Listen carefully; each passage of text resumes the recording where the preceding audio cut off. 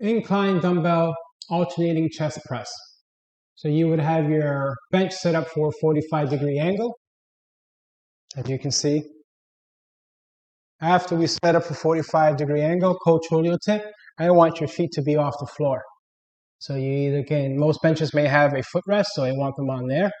And if it does not have it, then your feet will be on the floor. So here's the setup. Coach Julio tip.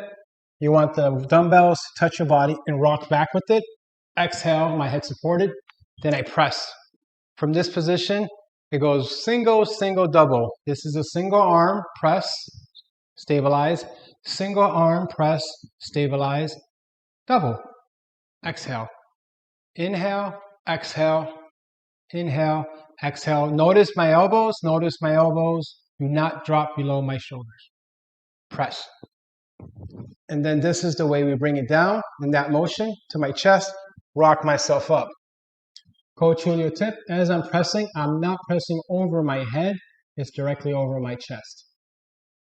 Left and right and double equals 1 repetition. Enjoy the exercise.